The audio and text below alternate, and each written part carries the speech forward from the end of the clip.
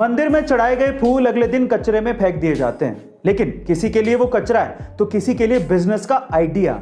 जी हां गाइस, आप ठीक सुन रहे हैं। कानपुर के अंकित अग्रवाल ने ऐसे ही कचरे के फूलों से अपने बिजनेस का आइडिया निकाल लिया। उनके स्टार्टअप का नाम है फूल। अब ये करते क्या है, उनके आइडिया को ध्यान से सुनिएगा।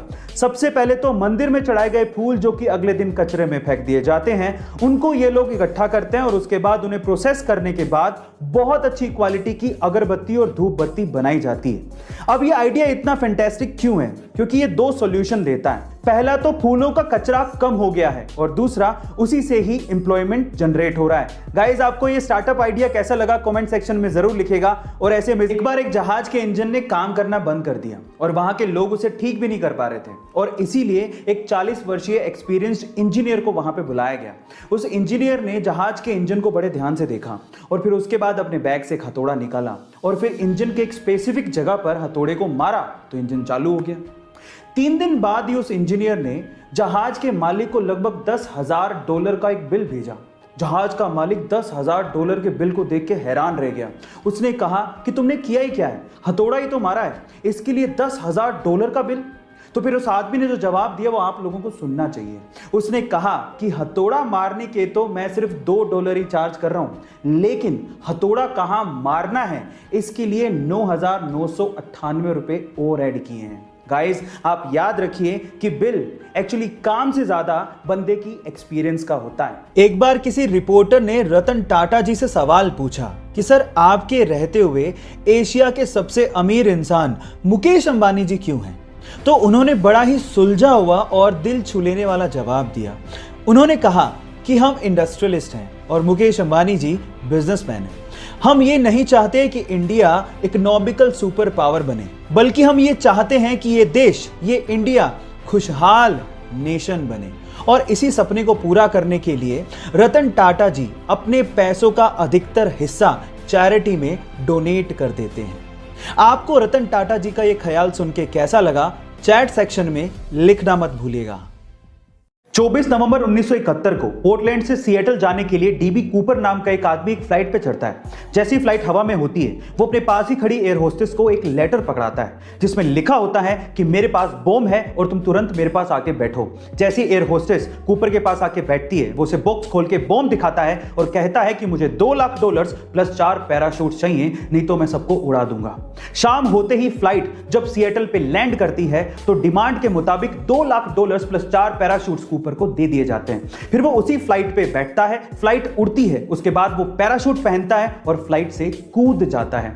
उसके बाद से लेके आज तक किसी ने भी डीबी कूपर को दोबारा नहीं देखा। एफबीआई ने खूब सर्च करने की कोशिश की, लेकिन वो डीबी कूपर को दोबारा ढूंढ ही नहीं पाई। फाइनली 2016 में एफबीआई ये फाइल हमेशा के लिए बंद कर देती है। गाइस, ये कोई फिल्मी घटना नहीं है, इसे आप गूगल पे भी सर्च कर सकते हैं। ऐसी ही मिस्टीरियस वीडियोस के लिए अक्सर इंडिया में जब छोटे बच्चों को ओवरलोड किया जाता है तो उनके आसपास के लोग, इवन पेरेंट्स भी ये कहना शुरू कर देते हैं कि तो बहुत छोटा है, इस पे इतना प्रेशर देना ठीक नहीं है। अगर आप भी ऐसा सोचते हैं तो इस बच्ची के बारे में सुनो। इस बच्ची का नाम है ली यी। 5 साल की छोटी सी बच्ची एक टेबल टेनिस प्लेयर है, चाइना से बिलोंग करती है और एक सोशल मीडिया सेंसेशन है और इनफैक्ट इसे लाखों लोग फॉलो भी करते हैं। पर सवाल यह है कि इतनी छोटी सी उम्र में इतना सब कुछ उसने अचीव कैसे किया? तो मैं आपको बताता हूं। इसके माँ बाप ये चाहते थे कि वो टेबल टेनिस प्लेयर बने, इसके लिए उसकी ट्रेनिंग शुरू की। जब उसकी ट्रेनिंग की जाती थी तो कोचेस उसे हद से ज्यादा हार्डवर्क करवाते थे, जिसकी वजह से कभी कभार वो रोने भी लगती थी। लेकिन कभी भी उसके माँ बाप ने और कोचेस ने उसे इमोशनल सपोर्ट दिया ही नहीं, क्योंकि वो जानते थे कि इमोशनल सपोर्ट देने से वो वीक हो जाएगी। और आज उस बच्ची को देख के कोई भी कह सकता है कि वो फ्यूचर में एक टेबल टेनिस स्टार बनेगी। गाइस, आप लोग याद रखिए कि कुछ पाने के लिए कुछ खोना पड़ता है, इसलिए डू वर्क हार्ड। जब किसी लड़की या महिला को कोई घूर रहा होता है तो वो लड़की या महिला अपने कपड़ों को ठीक करने लगती है। वो ये सोचने लगती है कि कहीं से कुछ दिख तो नहीं रहा, उसने कुछ गलत तो नहीं पहन लिया।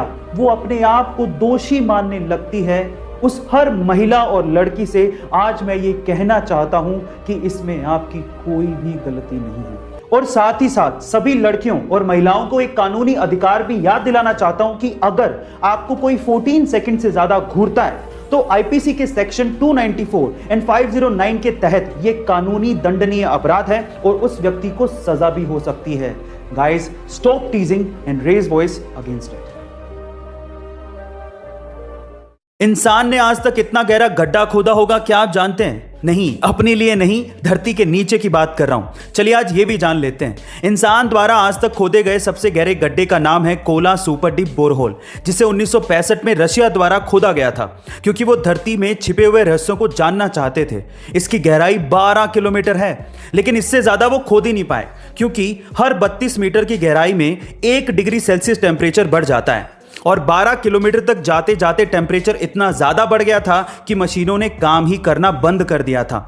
इससे भी रहस्यमय बात यह है कि 1995 में रशिया ने इस होल को पूरी तरीके से सील कर दिया था और अब वहां पर कोई भी नहीं जा सकता। इसके बारे में आपका क्या ख्याल है कमेंट सेक्शन में जरूर लिखिएगा और ऐसे अमेजिंग वीडियोस के लिए द फैमिली मैन 2 सीरीज में एक लड़की की परफॉर्मेंस लगातार लोगों का ध्यान अपनी तरफ खींच रही है। इस सीरीज में वो लड़की जिस कंपनी में काम करती है, उस कंपनी में उस लड़की का बॉस उससे लगातार छेड़छाड़ करते रहता है। ये लड़की जिस बस से घर जाती है, उसी बस में एक आदमी लगातार इस लड़की के साथ फिजिकल असोल्ट करते रहता है। इस लड़की को बहुत गुस्सा आता है, लेकिन ये लड़की कुछ कर नहीं पाती। लोगों को लगने लगता है कि एक अबला नारी है, बहुत कमजोर है, लेकिन जैसे ही लोग ये सोचते हैं, उनके विचारों पर होता है एक अटैक। उसके बाद आता है एक सीन जिसमें यही लड़की फिजिकल असोल्ट करने वाले उस बंदे को जिस तरह से ऊपर पहुंचाती है, वो सीन देखने लायक है। अब सबसे इंटरेस्टिंग बात यह है कि इतना डार्क और इंटेंस कैरेक्टर निभाने वाली ये लड़की कोई आम लड़की नहीं है, बल्कि साउथ की सुपरस्टार है। इनका नाम है समंथा अकिनेनी। गाइस, एक बार में देख के तो आप इन्हें पहचान भी नहीं पाएंगे। आपको समंथा की एक्टिंग परफॉर्मेंस कैसे लगी चैट सेक्शन में जरूर लिखिएगा और ऐसे अमेजिंग वीडियोस के लिए शेयर, सब्सक्राइब, लाइक